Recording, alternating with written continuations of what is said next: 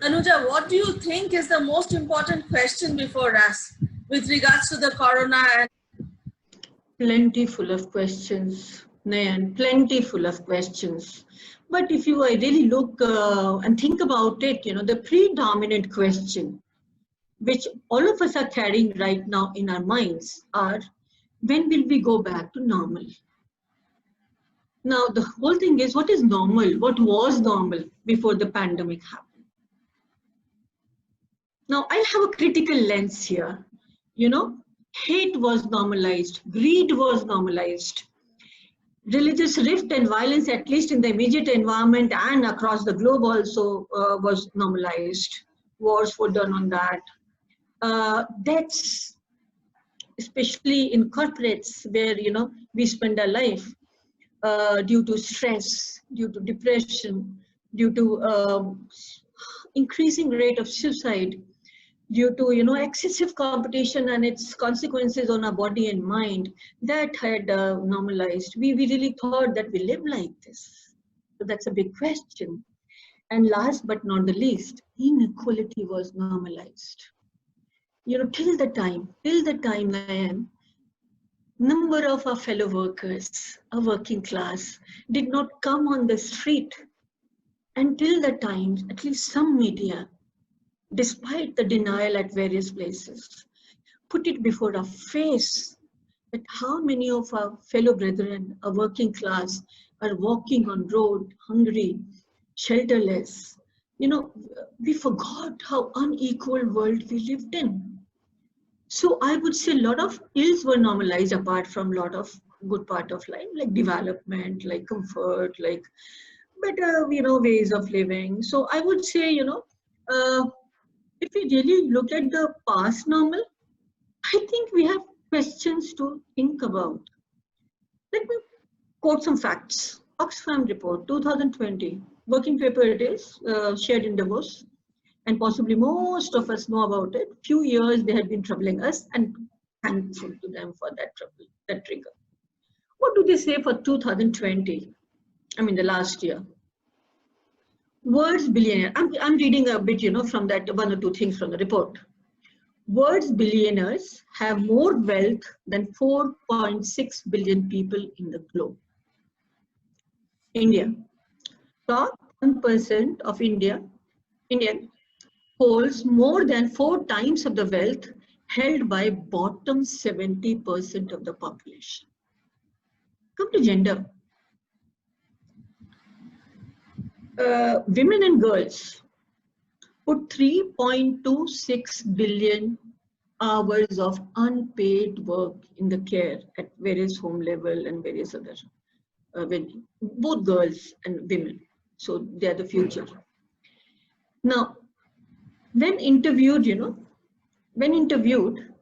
out of 18, 6 voices said, it's okay, to be angry, scream, shout. I mean, it's a part of life, you see. This is a part of love, second part of the coin. That's how I'm interpreting it.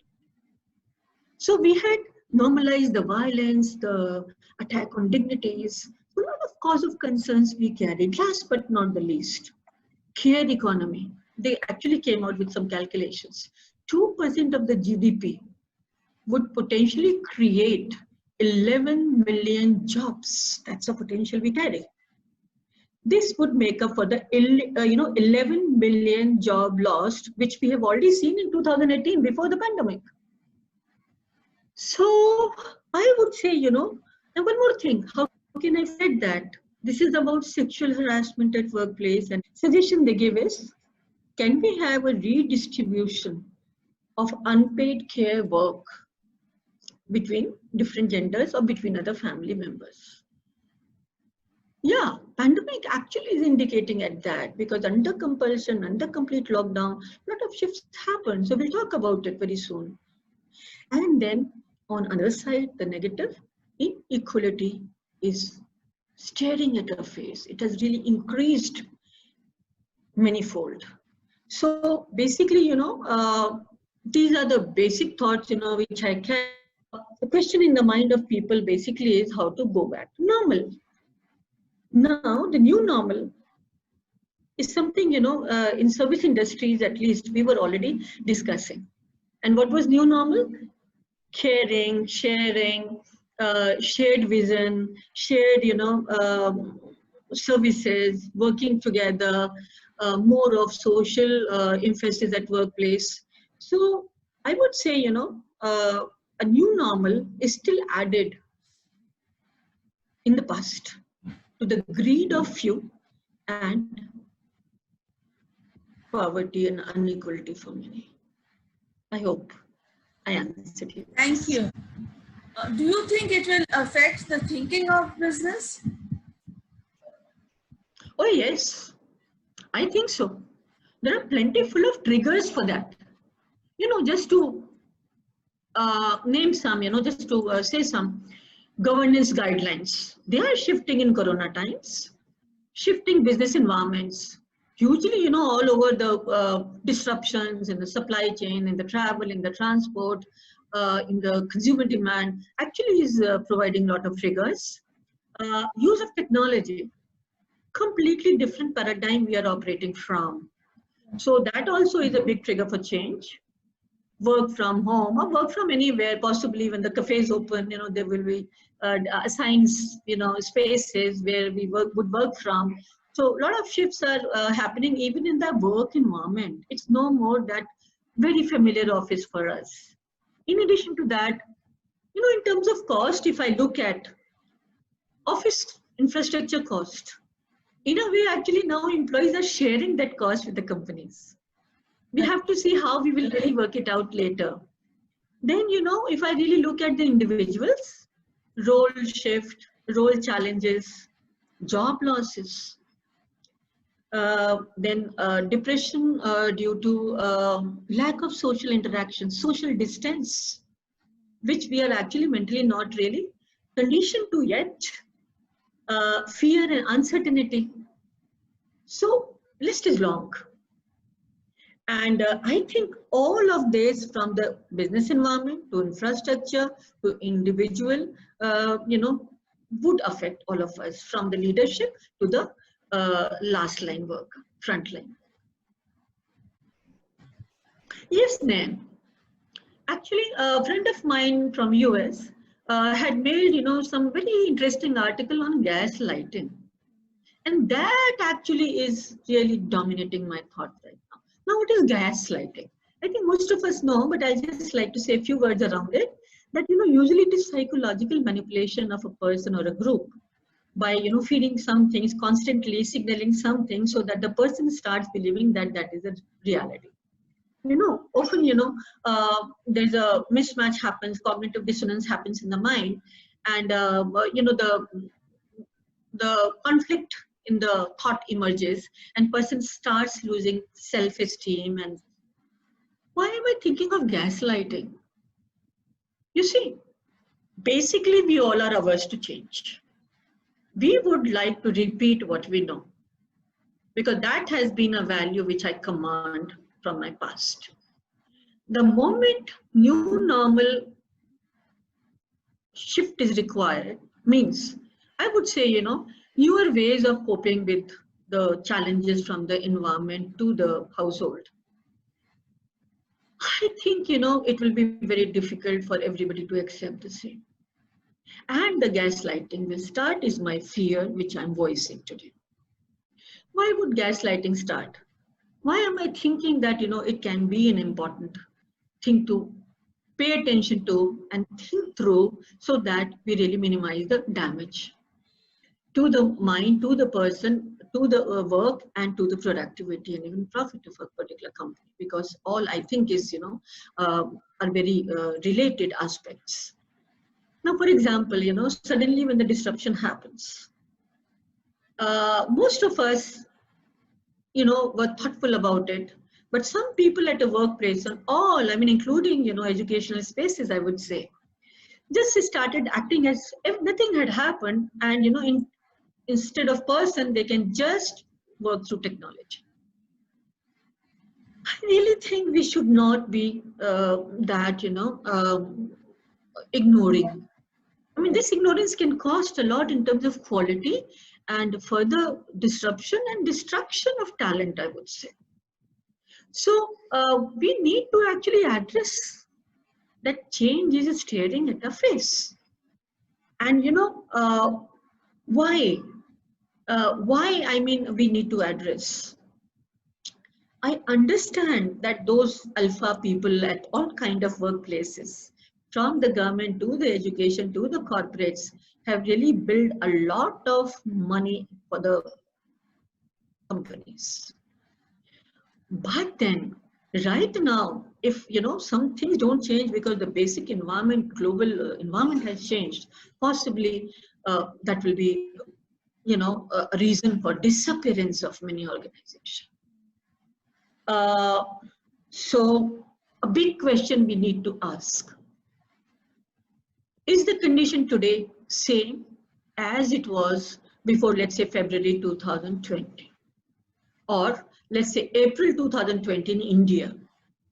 Is the condition today, in terms of health, in terms of social life, in terms of work life, in terms of movement, in terms of interaction, same as it was, in earlier, before the lockdowns? Answer is no. So we need to rethink from the overall life to the business, organizations, the leadership, the policy, the strategy, the way we have dealt with each other. And yes, a lot of challenges are required in this phase. We have to remember that new ideas cannot be gaslighted. Different suggestions, different behaviors should not be treated as, that's not normal. You are possibly, having a negative mindset, or I think it is overtly positive. So I think, we have to really expand our listening to very different ideas and then, look forward. So gaslighting is something which we really have to manage for, consciously manage for. Things change for... Good question. Should change is a very prescriptive thing to say. Would change is a hopeful response. We can possibly learn from history. Look at a bit of history. So I was just browsing through for my curiosity. 1918 pandemic. Europe suffered the most, and US, and later Asia. Did anything change? Yes. I mean, according to whatever could come before my eyes, Europe's collective consciousness changed. Their, a sense of economic equality changed. And till today, that's a point of respect for many of us. Now, I come to World War I and II. Did it really change the globe in many ways? Yes. It actually changed a lot of political to global, other, economic and equations, and yes, it really till today is a matter of discussion on the table. Let me look at, closer home. So US, 9/11. None of us can forget that tragedy. It had its triggers. It really was a lesson to all of us, in very many ways. Did it change US? Yes, it changed substantially. Let me quickly mention some more things. 2008 recessions. In India, we largely skipped. We were lucky because we were not that interlinked with the globe. We are getting interlinked more, and we are suffering more when we are more global and present as a global citizen. But 2008, global world really shifted. I remember a lot of companies closing, in post that period, and a lot of new kind of businesses emerging. A lot of shift, for example, like I remember, on insurance sector, and a lot of new kind of services emerged post 2008. World has been more militarized lately because of all these shifts. Though, there are discourses on ethics, there are discourses on humanism, But if you really ask me, and that can be limited to my own lens and observation, I would say crony capitalism and more of presence of autocratic mode of leadership, at least at country level, has been increasing lately. So, is there a link? Yeah, there are very many ways of looking at the links from the sociology point of view, historical analysis, from management point of views. And one thing we can certainly say, you know, as citizen of the globe and the country, liberal values are under attack. Conservatism in most of the spaces have taken over. And my fear is, with the kind of economic disruption we have right now, I think even the most liberal leaders in business also would tend to be more conservative, cutting a lot of welfare measures which made a person be present, you know, as a human being and making a person more economic entity. So these are the fears I carry. What will change now post-COVID? You mentioned some, but is there anything else that you would like to speak about? So yes, plentiful of thoughts are coming, you know, in those times. And I would say one change, I will begin, you know, from a person angle. The one change is, instead of just externalizing ourselves and, you know, therapy of consumerism, like, you know, shop and be happy, and externalize the whole way of living, and less of a personal time, less of a family time, I think something has changed. Good and bad both. But the bad part, you know, the frictions and the abuse and violence, and the reports are saying they've increased. So, but another good point is we are getting intrinsic. We are actually looking inwards, and we are wanting to hold, because we also understand the impermanence of life. Most of the rich countries also are suffering as poor countries are suffering. So, you know, money has not been a solution to everything. So in addition to that, you know, some quick observations I'll, you know, which I had been thinking of after reading, after watching media, and I just put down for my, because that took my attention. For example, the one thing, the past focus was totally on money, economic gains, and status and power. Possibly all of us would start thinking of us as a social entity also, and there would be kind of balance, is my hopeful aspiration. I'm aspirational. Now next, you know, I was also thinking that one big shift which has happened is, you know, kind of discourse around religions all over the world. We were very set in very many conventional ways in all religions, you know, all across the globe, and that was disrupted. So visualization, like going to the temple, mosque, or the, you know, the church, or the place of gurdwara, places of worship, you know, so that, you know, has shifted by visualization of a self, you know, of the same entity, same God in my personal space. If you ask me, I think it's a healthy shift, because the physical spaces, then the tangibility and the presence, you know, in the monetary value created a lot of fictions in the religion itself.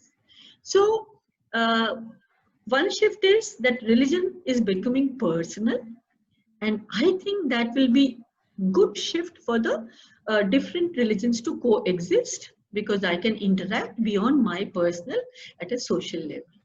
So possibly that is one shift. Another shift, you know, when the religion is concerned, and why am I talking of religion in India? Because, you know, that has been predominantly present in our lives. So another thing is, there was a difference in religion and religious mindset and spiritual mindsets. So I feel now the spirits are coming out from the individuals, that soul force Gandhi says in his work. the truth force, Gandhi again says in his work, that actually is coming out because of a lot of time we have been spending with ourselves. So that spirituality now, actually, this is the time we have to think that spirituality actually is separate from religion. And religion possibly has been the vehicle for morality, ethics, and spirituality. And I think, these distinctions would let us live in a more healthy manner, in a very diversified world, in a very inclusive manner. So these are the hopes I carry. In addition to that, I think, Nayan, our discourse will not be complete if we don't talk about the businesses, because we live with them. So in the business organizations, mode of leadership, for example, if we want to be self-reliant, if we do not work with the enablers on the ground, the vision, policy, strategy will not be enough. So leadership has to have more service orientation, more connectivity and listening with the ground. I hope that shifts happen. I hope people are not gaslighted when they become humble instead of very charismatic and talking leaders. That's something I would wish for all of us. Then attention to the indigenous practices. I'll take the example of food, local food, seasonal food, because the food chain was disrupted. So instead of our rushing, to the most imported tag on a particular tagline, now we just look at, okay, what is available at my nearest. I hope it gives us insight, because one of the experts on the food I was listening to during pandemic days, and he said food is not nutrition. Food is actually the whole set of energies. And the food energy comes from the ground it is on, the conducive climate, the many kind of manure, the kind of feelings the farmer is spending on that, and then it comes, if immediately with that energy intact, fresh on our table, feeling is different. And not only farmers, I would say the sea, and I would say, all the sources. So possibly, I would say that we should think that we should not go to the old ways, and possibly should put our attention to the local, fresher food. And then indigenous practices, if I think of, I would also think of a lot of, collective way of various practices of collective therapy through either a religious discourse or through, alternative discourse. For example, I quote an example from my life. For example, I got into Nalanda text study through Tibet House. And because all that got disrupted, they started coming out with collective, discussion and discourse on how to hold the mind and how to see the new reality. So all these practices, which is philosophy based or the culture based, but limited to the communities, possibly need to be looked at. Best practices should be, covered, and possibly to be put for the social integration. And last but not the least, I think I'd like to come to the business again. Yeah. So I mentioned about the supply chain, I mentioned about the leadership. I will like to mention about the subject where I have spent my life in terms of research, which is performance management. We actually operated on external incentivization. And I would say that was not addressing the human part of the human being. It was more of like, external competitiveness and how much money can I make? I win the most. Possibly the discourse should shift towards intrinsic motivation. Right. Possibly it should be igniting passion, question of dignity should come to the workforce. And instead of CTC, we look at quality of life, because money has a utility, but limited utility. That's what Corona times has shown us. The one data I had taken out actually in this particular respect, which I really want to put before us, because that triggers our thoughts. This data was to do with the deaths. It's a difficult subject.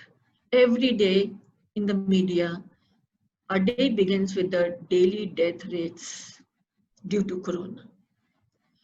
So, I actually inquired a little bit and I realized that in the old normal, pre-corona, deaths were far more because of human beings. We were killing each other in a way. I mean, it's a hard way to say it, but I just thought, that possibly we can. How?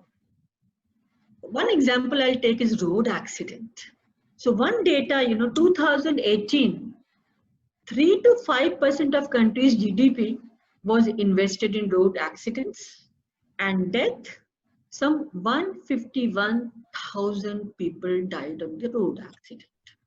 And because there was no permission to be on road, that figure completely altered. We have yet to get the figure, but from the daily newspaper and from the media we can make out that at least 2 months of minimum movements, deaths did not happen.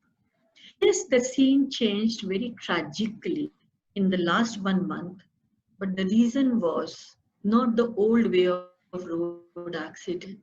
Reason was that because of our little short-sightedness, many of our fellow workers came on road, and they came on road in desperation because of lack of food, lack of shelter, lack of basic money for basic necessities. And in that, death on roads happened plentifully, either accident or because of the hardships they were tolerating because of walking, because of other reasons, lack of food. So, yes, there. Last thoughts on the subject, Tanuja? And limited to my lens. 1, money, materiality is not, so material life is not the whole life.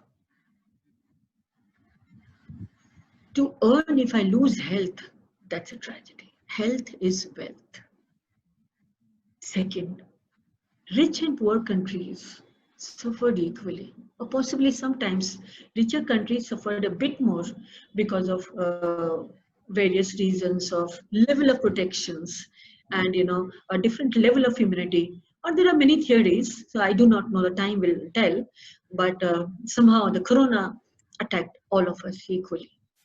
At least in the beginning, rather it came from the transportation and through a particular class which really thought they have protected themselves very nicely for the basic infections. Global transport, supply chain, I've already mentioned, that they were disrupted, but the reason was because they became corona disruptors. Global supply chain actually got disrupted, and the reason was that global mode of connectivity actually got corona's transmission to different countries. So there was no other option. And that also gives us a food for thought. Seclusion and wealth resulted in possibly overprotection and less immunity. Hardships, physical work, and better health by not really overworking than the individual's capacity in a very normal way, has again given us the mental space, the physical sense of well-being. And I think these are the beautiful treasures we need to think of. Last but not the least, spirituality, or if I'm a non-believer and I don't believe in it, I'll say that agency within which we carry actually is getting more space and more listening. And I think that is a precious inner voice we need to hold on to. That part. Okay. In the end, man, I will take your permission to quote few lines, which came across before my eyes, which impacted me a lot. And I would like to take this opportunity to share it here today. It is from Murakami, his work on Kafka on the Shore. And the lines go like this. And once the storm is over, You won't remember how you made it through. How you manage, you won't be sure. In fact, that the storm is over. But one thing is certain. When you come out of the storm, you won't be the same person who walked into that storm. That's what storm is all about. So Corona pandemic, in fact, added with storms in some part of the globe and India, has given us an opportunity to really look at the life canvas individually, collectively, take charge of the things which did not work, drop those actions which made us greedy, unhealthy individuals, and look at what we can do to make this world more sustainable. I cannot close before mentioning this sustainability. As on today, I mean, talking of Greta Thunberg, our 14 years old are saying, what have you left for us? This world is not worth living.